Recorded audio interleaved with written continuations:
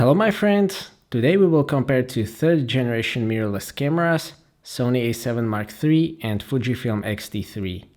These are very popular cameras at the moment. They are similar in some ways but also different in other ways. Sony A7 III has been very successful since the introduction because it is a package that a lot of users were waiting for. Fujifilm has improved their X-T line with brand new APS-C sensor and advanced video features. So in this video, we will take a look at how does it compare to A7 III in terms of the sensor performance, handling, autofocus, video capabilities, and other aspects to find out which hybrid camera should you get in late 2018. X-T3 is cheaper, how much depends on where you live. Links to check out the prices of both are in the description, but it is a first win for X-T3. Both cameras are well built and both feel solid. The materials on both are high quality as well. The design of X-T3 is inspired by vintage film cameras, and in my opinion it looks really good. I like its design a lot. I also like the simple design of A7 III, but the X-T3 is probably better looking camera in my opinion. In terms of the size, the main difference is that Sony has much larger and deeper grip and it is thicker. It is larger camera overall, but not that much. Both cameras are weather sealed, but the A7 III has some weaknesses, although it should survive a reasonable amount of water. Sony uses great backside illuminated 24 megapixel full frame sensor, and as you may know from my previous videos, it is a great sensor and one of the best things about the A7 III. X-T3 uses smaller APS-C sensor with 26.1 megapixel sensor, but it is a brand new X-Trans4 sensor with backside illumination, and it is really good as well. X-T3 has slightly higher resolution, but the sharpness is great on both, and both are sufficient for all kinds of digital publishing and even larger prints. In terms of the dynamic range, Sony can capture pretty incredible amount of data in both shadows and highlights. The dynamic range on X-T3 is actually surprisingly good as well. You can recover a lot of information, and I don't think that anybody will be disappointed. It is not quite as high as on Sony A7 III, which still has an edge. One thing that I have to address is that at same exposure values, the images from X-T3 are about 2/3 of a stop darker in comparison with A7 III and other brand cameras. A7 III is generally about 1 stop cleaner, so noise at ISO 6400 on X-T3 is similar to ISO 12800 on A7 III. The difference gets larger at high ISO values. A7 III is great for low light shooting. It can be used up to ISO 12800 with acceptable amount of noise. 25600 and 51200 can be used depending on the scene. X-T3 keeps up really well up to ISO 3200, 6400 will still be usable in most cases, 12800 is an emergency option. Overall, the sensor in A7 III is still better in both dynamic range and ISO performance, but new X-Trans4 sensor is really good as well, and for majority of applications it will be more than sufficient. Sony has significantly improved their color science over the years, and I generally like the colors from A7 III. They are pretty neutral and the RAWs are easy to work with. Fujifilm has specific color science and I generally like the colors. They are a bit punchier and warmer. I also haven't had any major issues with X-Trans processing this time. Fujifilm also has very cool film simulations for JPEGs, which lets you choose from 10 film stocks, including my favorite Eterna. Big advantage of Sony is that in-body image stabilization, and it is pretty effective. It is not as good as Panasonic G9 for example, but it makes a big difference when shooting with non-stabilized lenses. Sony has managed to implement that even though it uses large sensor in relatively small camera body, so thumbs up for that. X-T3 doesn't have in-body image stabilization, you have to get XH1 if you want that. Honestly, I do miss it, especially with non-stabilized lenses, but I can generally live without it, although it is less convenient. Regarding the handling, the biggest difference is that on Fujifilm you have separate dials for ISO, shutter speed and aperture link on the lens, and you can also leave any of those on automatic. On A7 Mark III, you have more common setup with mode dial and exposure dials. I like both styles, it is mostly a matter of preference and what you're used to. Sony A7 Mark III has much larger and deeper grip, so it holds better, and it is fine even with larger lenses. Fujifilm is intended for a bit different style of holding. It is okay with smaller lenses, but for use with larger lenses, I definitely recommend getting a battery grip. Control placement on Sony is in my opinion pretty good, I don't have any major complaints, even the video button is well positioned. There is enough function buttons for all of the necessary settings, I just missed the drive mode dial. Fujifilm has very good physical controls, it has 5 dials plus drive mode dial and metering mode dial under the ISO and shutter speed dials. One thing that I don't like about the X-T3 handling is the autofocus mode selector on the front of the camera, that should have been placed on the backside in my opinion. Both also have joystick, which makes moving focus point much easier, and it also helps with navigation in menu.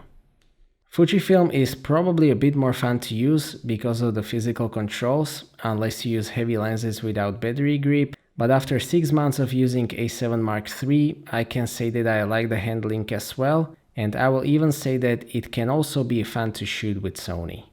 Overall, both are in my opinion completely fine to use. Both have 2 SD card slots, which is great for wedding and event shooters. Fuji has 2 UHS-2 compatible card slots, whereas the A7 Mark III only has 1 UHS-2 compatible slot. Both can be charged through USB, and there is also mic input jack and headphone output jack on both. Regarding the autofocus, together with the sensor performance, it is a big strength of Sony A7 Mark III. It uses the same hybrid autofocus system as the A9 flagship, with both phase detection autofocus points and contrast detection points. Both speed and accuracy of this system is great, autofocus acquisition is basically instant, and the tracking is even more impressive. Fujifilm X-T3 uses new 425 autofocus point system, it is fast and I have had no problems with accuracy. It tracks the subject really well, although I haven't had opportunity to test it with fast-moving subjects. In video, both work well, but Sony still seems to be a bit smoother if there is a sudden change in the frame. Both have reliable face tracking autofocus, which is very useful. On Fuji, it is pretty smooth in video as well. You can also set speed and tracking on both cameras, and these settings have big impact on overall performance. So I strongly recommend taking a look at these to see what works best in specific situation.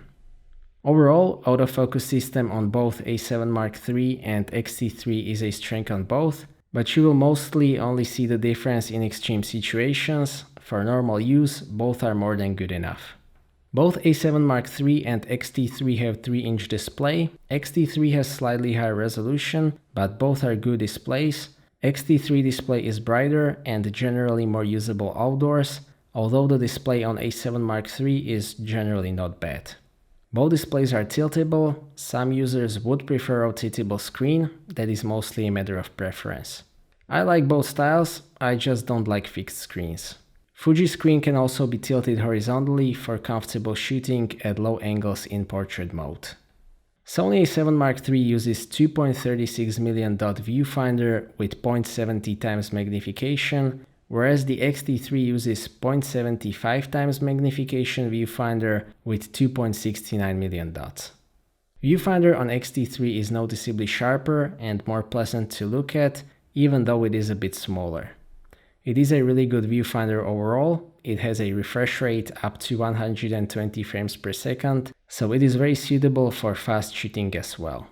The viewfinder on A7 Mark III is also not bad, it is definitely fine to use, and it is also sufficiently bright. The difference in resolution is visible, and the X-T3 has better viewfinder overall, but the viewfinder on A7 Mark III is generally good as well. Regarding the video, it has always been a priority of Sony. Fujifilm only got really interested in video in 2018, but they have packed the X-T3 with very advanced video features that cannot be found in A7 Mark III. Both cameras use full sensor to capture 4K video, which is great, because it generally preserves more detail and information, and the video quality is indeed great on both. Fujifilm can also capture real 4K DCI video with 4096 by 2160 resolution, and it can do so up to 60 frames per second with 1.2 times crop.